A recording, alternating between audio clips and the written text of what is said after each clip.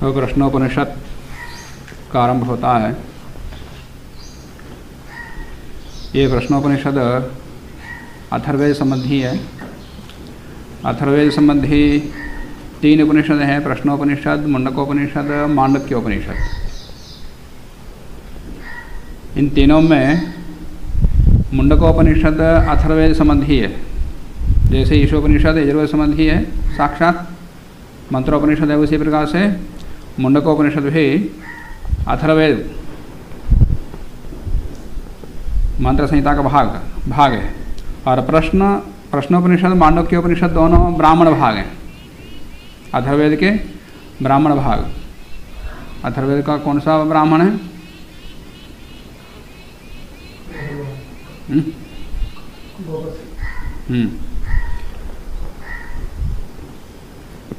ये ब्राह्मण भाग है। शंकराचार्य लिखते हैं कि मंत्रोक्तस्य अर्थस्य विस्तारानुवादीदं ब्राह्मणम आरभ्यते। मंत्रोपनिषद में माने मुंडकोपनिषद का ही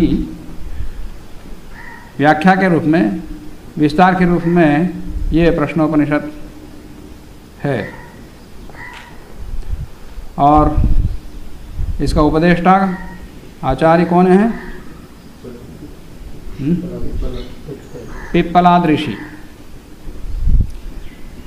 अथर्ववेद के 2 शाखाएं मिलती हैं, कौन कौन सी?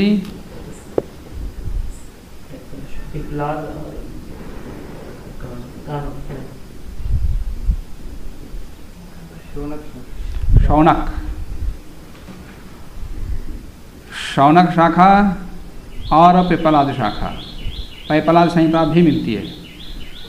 तो पैपलाद शाखा का प्रणेता रहे हैं ये, एक संहिता भाग का। तो इनका स्थान क्या है इसे समझा जा सकता है। उन्हीं के नाम से एक शाखा बनी और साथ में इनके लिए भगवान शब्द का प्रयोग किया गया। ब्राह्मण ग्रंथों में, उपनिषदों में किसी भी ऋषि के लिए भगवान शब्द का प्रयोग नहीं किया, पर पिप्पलाद ऋषि के लिए प्रयोग किया।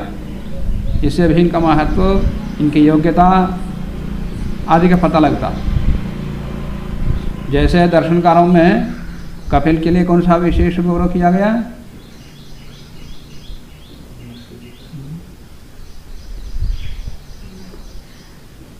महर्षि कपिल के लिए प्रयोग किया, अन्य ऋषियों के लिए कहीं प्रयोग नहीं किया हुआ। ऐसे ही इनके लिए भगवान शब्द प्रयोग किया हुआ। परम ऋषि महर्षि इस प्रकार को शब्द आया उनके लिए।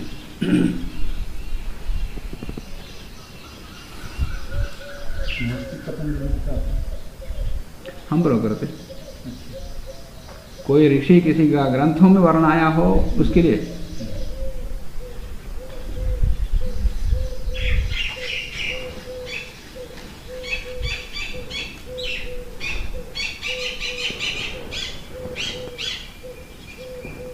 भाष्यकार पाणिनि के लिए आचार्य आदि शब्द प्रयोग करते।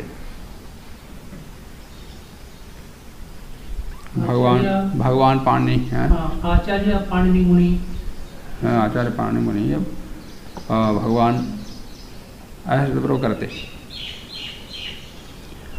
किसके लिए कौन सा शब्द प्रयोग किया है, और वो भी किसी विशिष्ट प्रामाणिक आचार्य के द्वारा, तो उससे उनकी योग्यता का पता लगता है।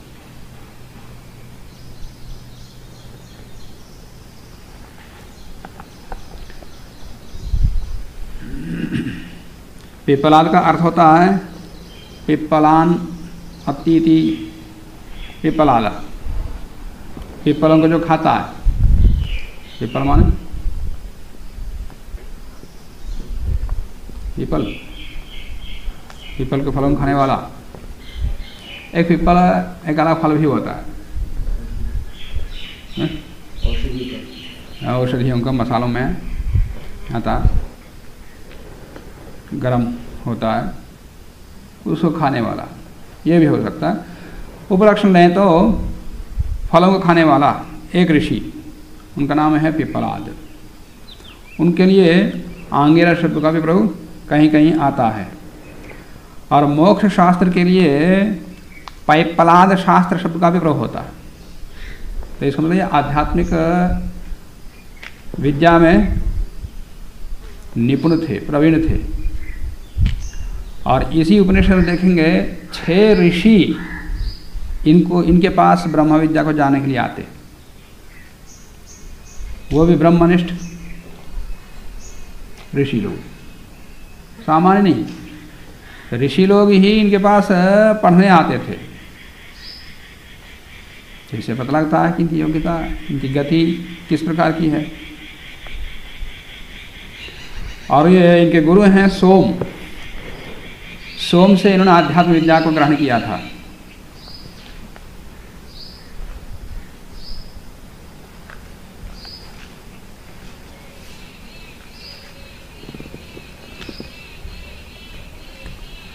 भीष्म पितामह जब शरीर को त्याग कर रहे थे, उनमें से बहुत सारे ऋषि आए थे उनके पास। उनमें पिपलाद ऋषि भी थे, महाभारत में वर्णन आता।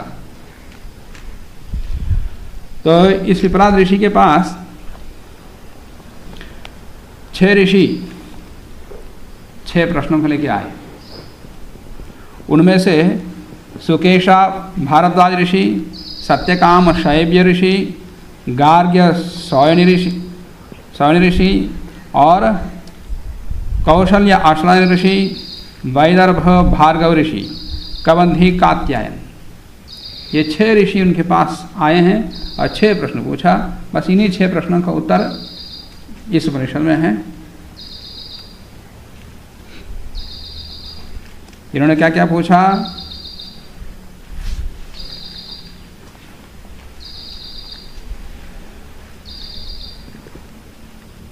एक प्रश्न था, प्रजा किसने उत्पन्न, प्रजा किससे उत्पन्न होती है। और दूसरा प्रश्न है, प्रजा को धारण करने वाला देव कितने हैं, उनमें श्रेष्ठ कौन है। तीसरा प्रश्न है, यह प्राण किसने उत्पन्न किया, शरीर में कहाँ रहता है और किससे बाहर जाता है, ये तीसरा प्रश्न। चौथा प्रश्न है, इस शरीर में कौन सोते हैं और कौन जागते हैं। सभी सोते हैं हम, ये नहीं, ये तो और कुछ पूछ रहे हैं। इस शरीर के अंदर कौन सोता है और कौन जागता है, और कौन स्वप्न देखता है और कौन जागृत अवस्था में रहता है, कौन सुषुप्ति अवस्था में रहता है। आमरण ओंकार ध्यान करने वालों की गति क्या होती है, जन्म भर, जीवन भर जो ओंकार का जप करता है उसकी क्या गति होती है, ये 5वां प्रश्न है। और छठा प्रश्न है, 16 कला वाला पुरुष कौन है, ये छठा प्रश्न है। इन 6 प्रश्नों का उत्तर ही पिपलाद ऋषि देंगे।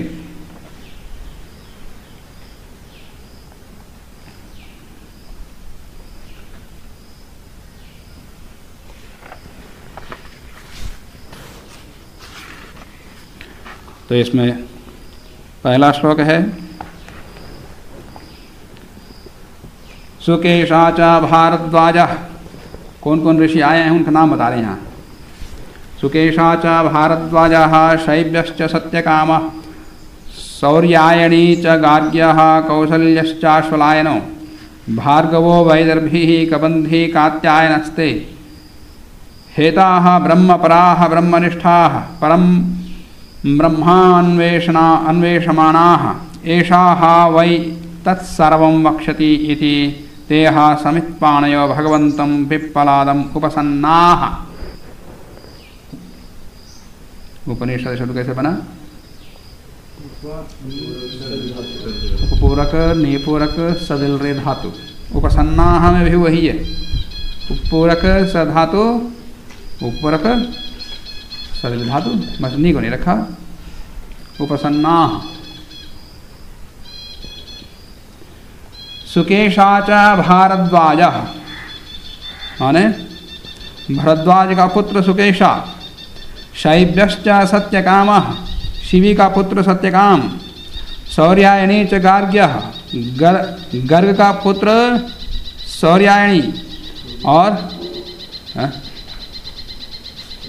कौशल्यश्चाश्वलायनः, अश्वल का पुत्र कौशल्यायन, और भार्गवो वैदर्भी, विदर्भ देश का रहने वाला भार्गव, कबंधी च कात्यायन, कात्य का युवापत्य, कबंधी प्रपौत्र, ये 6 ऋषि कैसे हैं? ब्रह्मपराह, ब्रह्म में रहने वाले, ब्रह्मनिष्ठाः, ब्रह्म में स्थिर रहने वाले, परम ब्रह्मान्वेषमानाः। फिर आए क्यों जब ब्रह्मनिष्ठ हैं? तो ये अपर ब्रह्मनिष्ठ थे, पर ब्रह्म को जानने के लिए आए। अब अपर ब्रह्म पर ब्रह्म क्या होता है? शंकराचार्य ने तो ये लिखा है कि इस जगत का उपादान कारणभूत ब्रह्म 2 हैं, एक अपर ब्रह्म, एक पर ब्रह्म। अपर ब्रह्म से जो सृष्टि की उत्पत्ति होती, वो सृष्टि भी अनित्य है और ब्रह्म भी अनित्य है, और पर ब्रह्म नित्य है, तो पर ब्रह्म से सृष्टि होती ही नहीं है। तो सृष्टि का उत्पादक जो ब्रह्म है वो अपर ब्रह्म है, वो उपादान कारण है। और अपर ब्रह्म किससे बना? पर ब्रह्म से। तो ये अपर ब्रह्म को जानने वाले थे, पर ब्रह्म को जानने के लिए आए। पहली बात तो ब्रह्म उपादान कारण है ही नहीं, ना वो सृष्टि का उपादान कारण है, ना अपर ब्रह्म का उपादान कारण है। वो निर्विकार है, एक है, नित्य है, उसमें कोई विकार नहीं होता, उससे न कोई जगत की उत्पत्ति होती तो फिर वो स्वीकार होता, और निर्विकार कहना व्यर्थ हो जाता। इसलिए ये किसकी व्याख्या माना उन्होंने? प्रश्नोपनिषद किसकी व्याख्या है? मुंडकोपनिषद। मुंडकोपनिषद में पूरा का पूरा प्रारंभ में ही विद्या को 2 प्रकार से विभाजित किया, पराविद्या, अपराविद्या। बस उसी की व्याख्या है मुंडकोपनिषद में। पराविद्या क्या होती है, अपराविद्या क्या होती है? शब्द ब्रह्म सुने ना? तो विद्या के स्थान पर शब्द रख दो, पर शब्द, अपर शब्द, अशब्द के स्थान पर ब्रह्म रख दो, पराविद्या, अपराविद्या। तो यहां ब्रह्म का तात्पर्य विद्या ही है। शब्द ब्रह्म का तात्पर्य जिन शब्दों के द्वारा ब्रह्म को जाना जाता है वो शब्द ब्रह्म, क्योंकि शब्द के द्वारा ब्रह्म जाना जाता है। कार्य कान में अभेद मान करके लोग शब्द का, एक ही शब्द का प्रयोग करते हैं। शब्द कारण है, अब ब्रह्म कार्य, ब्रह्म जाना जाता है, तो शब्द को भी ब्रह्म कह दिया, शब्द ब्रह्म। और अपरा विद्या से ब्रह्म जाना जाता है, इसलिए अपरा ब्रह्म, अपर ब्रह्म, अपर ब्रह्म, पर ब्रह्म।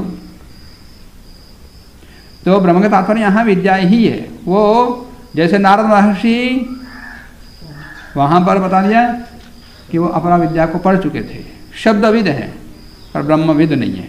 यहाँ भी वही है, ये सब शब्दविद हैं, आत्मविद नहीं है। तो आत्मा को जानने के लिए आत्मविद ऋषि के पास आए, पिपलाद ऋषि के पास आए। परम ब्रह्म अन्वेषमाना, पर ब्रह्म को यथार्थ में ब्रह्म क्या होता उसको जानने की इच्छा से ढूंढते हुए आए, और दृढ़पूर्वक आए कि ये निश्चित रूप से आत्मा परमात्मा तत्व को जानते हैं और ये हमको बता सकते हैं। ऐसे विश्वास हो तभी वो आता, विश्वास नहीं तो नहीं आता।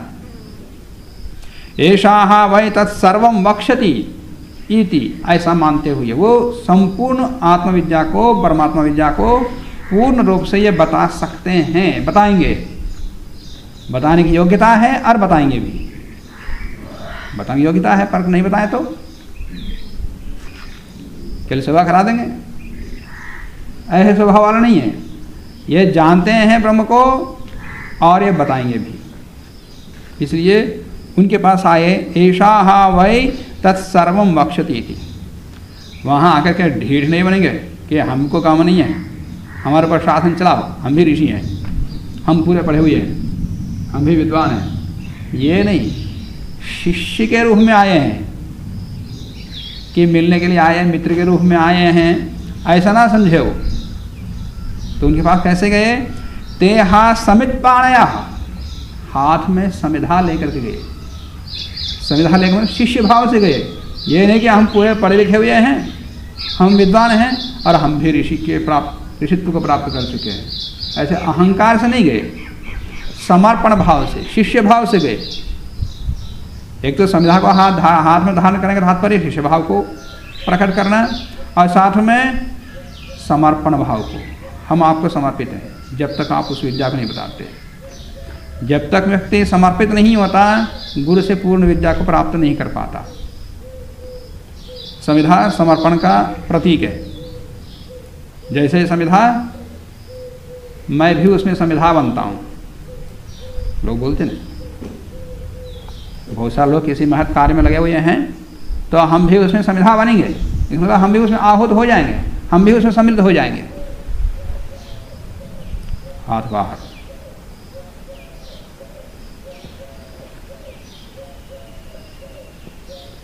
परम ब्रह्मान्वेष मनस एषा वै तत्सर्वं वक्षतीति तेहा समित पाणय भगवंतं पिप्पलादम उपसन्नाः, उनके समीप में चले गई।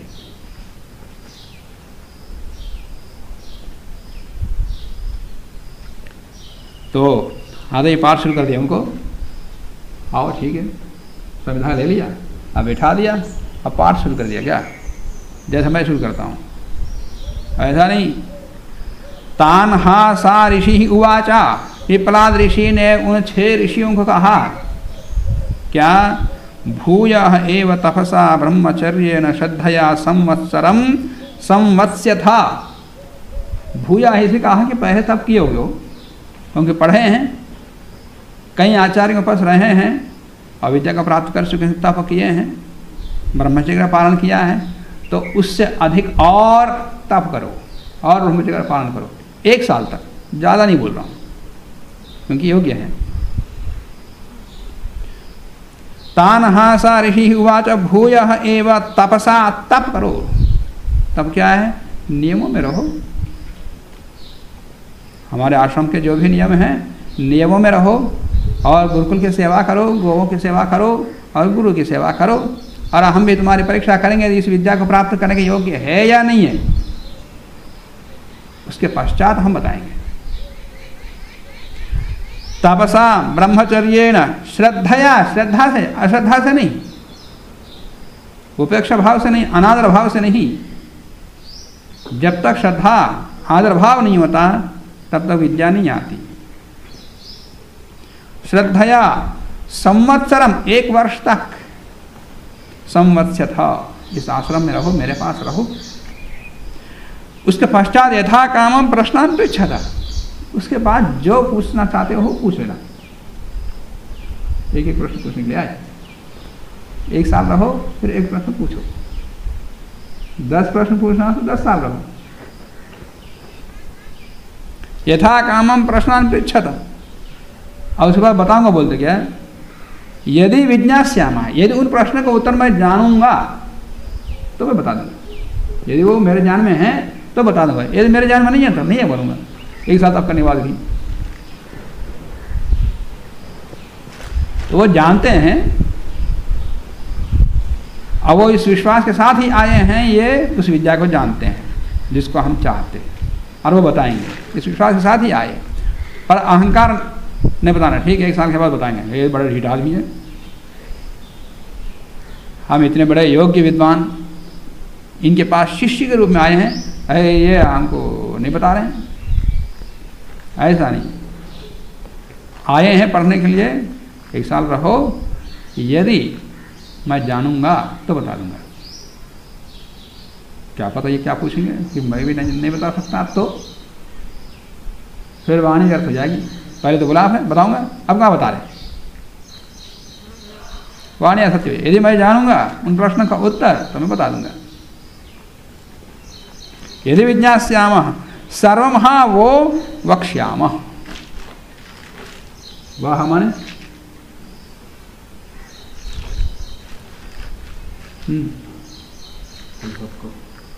है कहाँ का रूप है? कौन सी भक्ति है?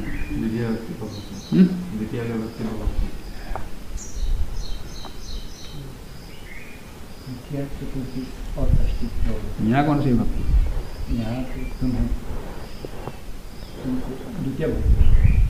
द्वितीय बहुवचन। सर्वमहावो वक्ष्यामः। मैं तुम सबको पूरा बता दूंगा।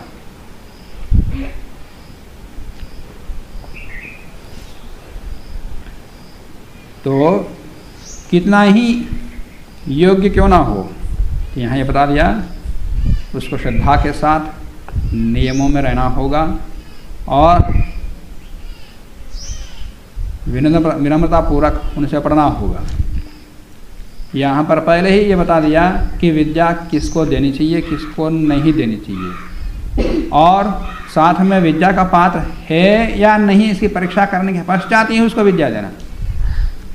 एक साल है परीक्षण हुआ, परीक्षण होने के पश्चात योग्य समझा तो दे देंगे, नहीं तो तुम जाओ, जो योग्य है उसी को रखेंगे। आजकल भी परीक्षा देते हैं ना, एंट्रेंस परीक्षा होती है, प्रवेश परीक्षा होती है, तो उसमें उत्तीर्ण हुआ तो रखते हैं, नहीं तो जाओ। और आजकल कहीं जाते हैं तो क्या लेके जाते हैं? किसी विद्यालय में कॉलेज में जाते हैं तो क्या लेके जाते हैं? सर्टिफिकेट, कुछ विशेष कागज लेके जाते हैं। उस समय क्या लेके गए? संविधा।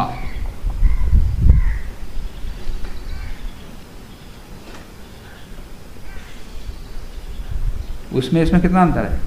हाँ मैं पढ़ाऊँ, मैं योग्य हूँ, मुझे दो। और ये संविधा लेके जाना, मैं समर्पित हूँ आपको,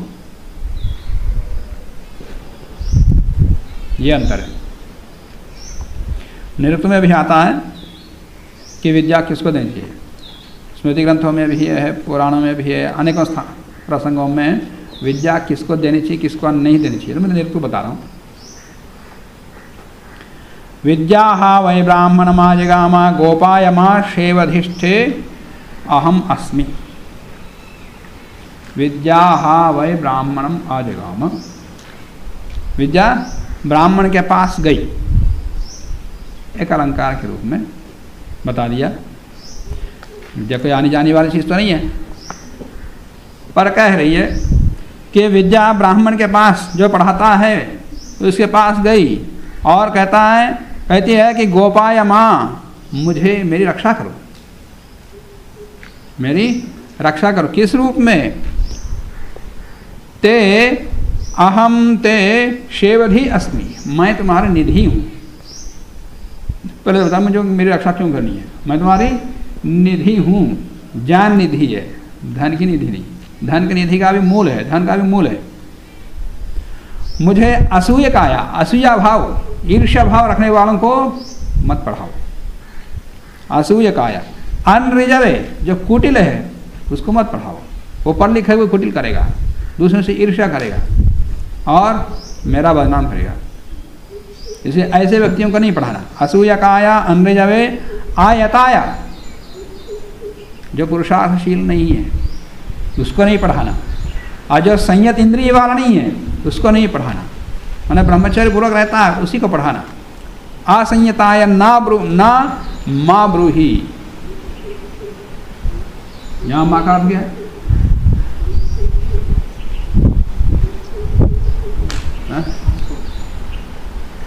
मुझे ना माँ ब्रूही, मुझे मत बोलो, मैंने विद्या को मत पढ़ाओ उसको, जिससे कि वीर्यवती यथा श्याम, मैं बलवती वैसे ही वैसे बनी रहूं। इसलिए योग्य व्यक्ति को देना, अयोग्य को नहीं देना। आगे कहते हैं यहाँ आतृणत्ति अविदथेन कर्णौ अदुःखम कुर्वन् अमृतम संप्रयच्छन् तम मन्येत पितरम मातरम च तस्मै न द्रुह्येत कतमच्चनाः। यह आविदथेन, आविदथेन मतलब विदत का अर्थ क्या है?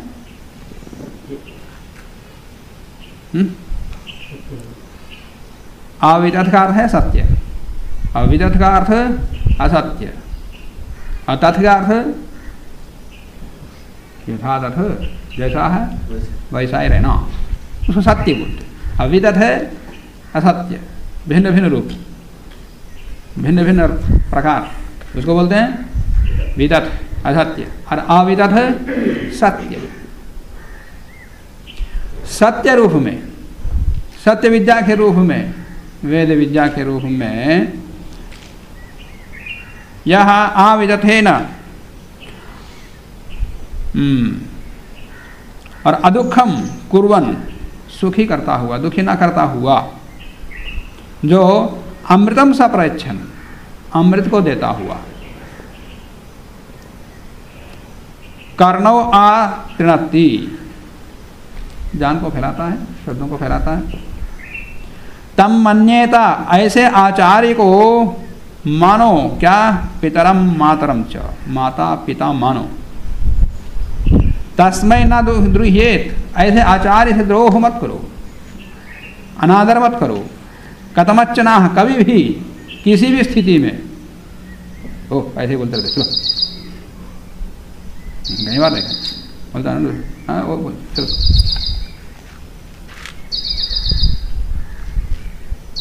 अनादर भाव नहीं किसी भी आचार्य के प्रति और किसी भी परिस्थिति में। अध्यापिता ये गुरुम नाद्रियन्ते विप्रा वाचा मनसा कर्मणा वा, यथा एव तेन गुरो भोजनीयाः तथैव तान्न भुनक्ते श्रुतम तत्। अध्यापिता ये, जो अध्यापित हैं, जो पढ़ाए गए हैं, जिनको विद्या दी गई है, गुरुम न आद्रियन्ते, जो अध्यापित होकर के गुरु का आदर नहीं करते, ये अध्यापिता गुरुम न आद्रियन्ते। विप्राह, वाचा नहीं, ये अध्यापिता, जो लोग अध्यापित हो चुके हैं, वे गुरु की वाचा मनसा कर्मणा वा न, कभी भी मन, वाणी और कर्म से अनादर नहीं करते। यथैव तेन गुरो भोजनीयाः तथैव तान्न भुनक्ति श्रुतम तत्। जिस प्रकार से वे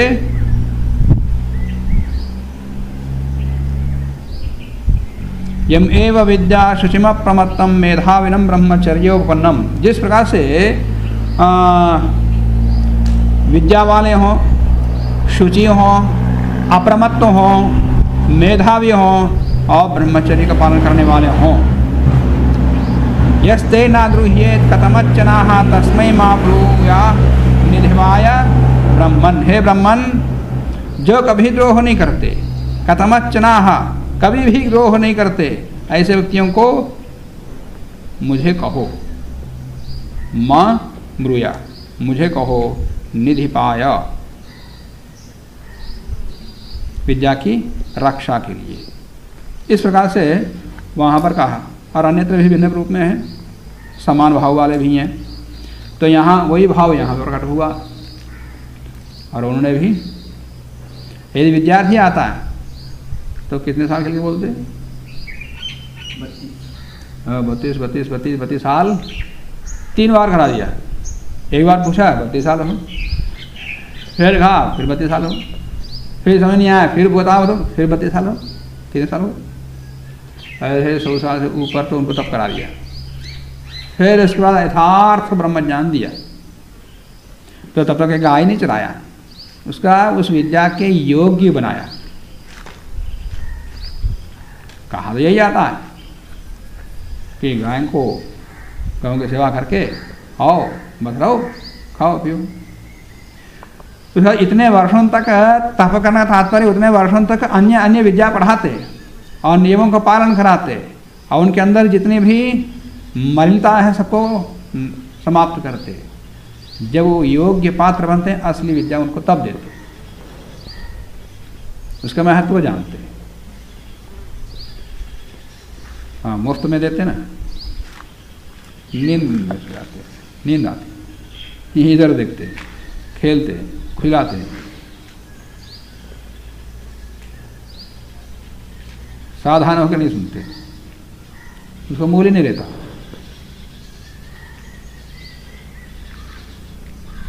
तो उसके लिए पहले जिज्ञासा भाव हो, वो किसको जानना चाहता है, क्या करना चाहता है, फिर उसके अनुकूल चेष्टा करता है। तो अभी तो वो आए हैं कुछ प्रश्न लेकर के, और उनको 1 साल तक रहने के लिए बोला, तो 1 साल के बाद बता देंगे। हेलो।